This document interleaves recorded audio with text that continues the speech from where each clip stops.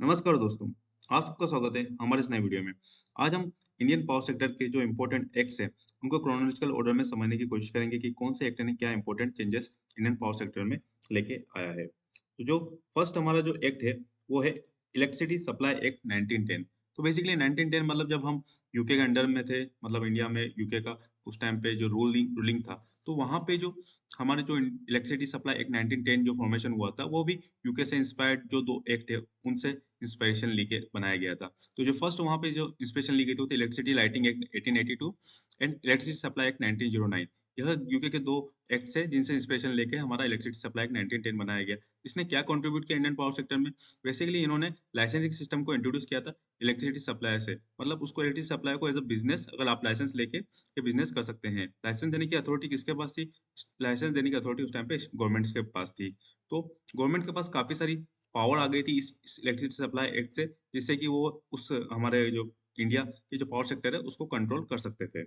Next जो हमारा act था, बेसिकली 1990 सॉरी 1948 में 2 इम्पोर्टेंट एक्ट्स का इंट्रोड्यूस किया गया, दामोदर वैली कॉर्पोरेशन एक्ट 1948 और इलेक्ट्रिसिटी सप्लाई एक्ट 1948। यह जो दोनों एक्ट थे, यह भी उस टाइम पे जो 2 कंट्रीज़ थी यूके और यूएसए, उन दोनों से इंस्पायर्ड थे। जो फर्स्ट था दामोदर वैली कॉर्पोरेशन एक्ट 1948, यह यूएसए की टेनेस वैली अथॉरिटी से इंस्पायर्ड था। वहाँ पे ये जो रिवर है टेनेस रिवर्स, यह काफ़ी सारा डिस्ट्रक्शन लेके आती थी ड्यूरिंग द फ्लड। तो उसको कैटर करने के लिए उन लोगों ने वहाँ पे काफ़ी सारे डैम बनाए, उनसे इलेक्ट्रिसिटी का जनरेशन हुआ, उस एरिया का डेवलपमेंट हुआ था। तो वहाँ से इंस्पिरेशन लेके सिमिलरली जो दामोदर रिवर है हमारी जो ईस्टर्न इंडिया का पार्ट है, वो भी काफ़ी सारा डिस्ट्रक्शन करती थी, तो उसको भी सिमिलर वे में इन्होंने डेवलप किया और दामोदर वैली कॉर्पोरेशन एक्ट के थ्रू दामोदर वैली को इनको रिस्पॉन्सिबिलिटी दी गई पावर जनरेशन करने की, ट्रांसमिट करने की और डिस्ट्रीब्यूट करने की। और इसी तरीके से सेम जिस तरीके से यूएसए में उस एरिया का डेवलपमेंट हुआ था, उसी तरीके से डीवीसी के थ्रू भी इंडिया के ईस्टर्न पार्ट का काफ़ी डेवलपमेंट हुआ है। जो सेकंड एक्ट था 1948 का, वो यूके से इंस्पायर्ड था। यूके के जो 1926 का जो इलेक्ट्रिसिटी सप्लाई एक्ट था, उससे इंस्पायर्ड था। तो उन्होंने इस वाले एक्ट ने बेसिकली 1910 का जो हमारा इलेक्ट्रिसिटी सप्लाई एक्ट था, उसको रिप्लेस किया था और साथ ही साथ यह काफ़ी कॉम्प्रिहेंसिव फ्रेमवर्क देता है, कि जो इलेक्ट्रिसिटी पावर के लिए जो रेगुलेशन फॉर्मेशन है, उसके लिए।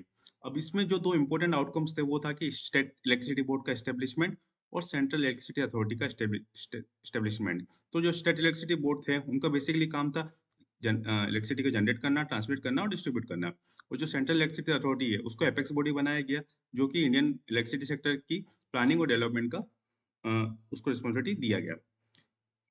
नेक्स्ट था कि 1956 से लेकर 1991 तक काफ़ी सारे अमेंडमेंट्स किए गए, काफ़ी सारे पॉलिसी फॉर्मेशन किया गया। तो उसमें से सबसे इम्पोर्टेंट था 1956 में जो प्राइवेट कंपनीज़ में उनको अलाउ करना इंडियन पावर सेक्टर के अंदर पावर जनरेट करने के लिए Indian independent power as a independent power producers. साथ ही साथ काफ़ी सारे माइनर चेंजेस किए गए 1948 के एक्ट्स में, जो कि उस टाइम पे मार्केट की रिक्वायरमेंट के अकॉर्डिंग थे। जो 1975 में नेशनलाइजेशन वाला जो एक फेज़ चला था, उसमें जो प्राइवेट कंपनीज़ थी इन पावर सेक्टर की, उसको नेशनलाइज़ किया गया और उसको मर्ज किया गया स्टेट इलेक्ट्रिसिटी बोर्ड के अंदर। अब स्टेट इलेक्ट्रिसिटी बोर्ड के अंदर सबसे बड़ा प्रॉब्लम ये था कि यह जो इनका प्राइमरी फोकस था कि हमको एक्सपांड करना है, हमको नेटवर्क को एस्टेब्लिश करना है, तो इन्होंने काफ़ी रीच जो इनका था रूरल नेटवर्क में रखा था, मतलब डिस्ट्रीब्यूशन साइड रखा था। बट जनरेटर साइड हमारे पास पावर की हम बहुत कमी थी, तो उसको कैटर करने के लिए सेंट्रल गवर्नमेंट ने एनटीपीसी, एनएचपीसी और पीजीसीएल का एस्टेब्लिशमेंट किया, जिससे कि पावर जनरेशन है, उस कैपेसिटी को भी बढ़ाया जा सके। जो लास्ट 1991 के बाद पहले क्या होता था कि जो भी पावर का जो टैरिफ डिटरमिनेशन होता था, वो पहले नेगोशिएशन के थ्रू होता था। मतलब जनरेटिंग कंपनी और डिस्कॉम कंपनी आपस में पावर के टैरिफ को नेगोशिएट करते थे। बट इसके 1991 के बाद यह जो पावर थी, ये स्टेट गवर्नमेंट के पास आ गई थी। नेक्स्ट जो हमारा एक्ट था वो था इलेक्ट्रिसिटी रेगुलेटरी कमीशन एक्ट 1998। तो जैसे कि नाम से सजेस्ट करता है कि जो हमारा इंडिपेंडेंट रेगुलेटरी कमीशन है जैसे सीईआरसी, एनसीईआरसी, जेईआरसी, इनके एस्टेब्लिशमेंट से रिलेटेड था। इस एक्ट के थ्रू इनको काफ़ी सारी पावर दी गई इंडियन पावर सेक्टर को रेगुलेट करने के लिए, जो टैरिफ है उसको डिटरमाइन करने के लिए, ट्रांसमिशन और डिस्ट्रीब्यूशन चार्जेस को डिटरमाइन करने के लिए, साथ ही साथ इंडियन पावर सेक्टर में फेयर कॉम्पिटिशन को बढ़ावा देने के लिए। साथ ही साथ इसी एक्ट के अंदर जो प्राइवेट कंपनीज है उनको अलाउ किया गया कि वो स्टेट इलेक्ट्रिसिटी बोर्ड को बल्क में इलेक्ट्रिसिटी को सेल कर सकते हैं, जिससे कि इलेक्ट्रिसिटी जो स्टेट इलेक्ट्रिसिटी बोर्ड है, वह अपनी फर्दर जो सर्विसेज़ है, वो दे सके। जो नेक्स्ट एक्ट था इलेक्ट्रिसिटी एक्ट 2003, ये सबसे इम्पोर्टेंट एक्ट था। इसमें काफ़ी सारे ऐसे स्टेप्स लिए गए, जिससे कि करंट इंडियन पावर सेक्टर को अपना करंट शेप मिला है। जैसे कि जो जनरेशन है, उसको लाइसेंस फ्री एक्टिविटी बना देना, साथ ही साथ पावर ट्रेडिंग कॉर्पोरेशन जो कि अभी हम देख रहे हैं कि इंडिया में जो पावर ट्रेडिंग मार्केट है वो एक बहुत ही नेसेंट स्टेज में है और काफ़ी अच्छे से वो ग्रो भी कर रहा है। तो उसका एस्टेब्लिशमेंट करने के लिए पावर ट्रेडिंग कॉर्पोरेशन को बनाया गया है जिससे कि जो डिफरेंट प्लेयर्स हैं उनके बीच में पावर की ट्रेडिंग को किया जा सके। साथ ही साथ जो स्टेट इलेक्ट्रिसिटी बोर्ड थे, उनका डिसमेंटल किया गया जनरेशन, ट्रांसमिशन और डिस्ट्रीब्यूशन बिज़नेसेस में। मतलब जो स्टेट इलेक्ट्रिसिटी बोर्ड पहले एक सिंगल यूनिट था, वो तीनों प्रोसेस देखता था। अब उन तीनों को जैसे जनरेशन को अलग जेनको बना दिया, ट्रांसमिशन को ट्रांसमिशन कंपनी बना दिया और डिस्ट्रीब्यूशन बिज़नेस के लिए डिस्कॉम बना दिया। तो इस तरीके से ऐसी जो स्टेट इलेक्ट्रिसिटी बोर्ड थे, इन तीनों को डिसमेंटल कर दिया गया।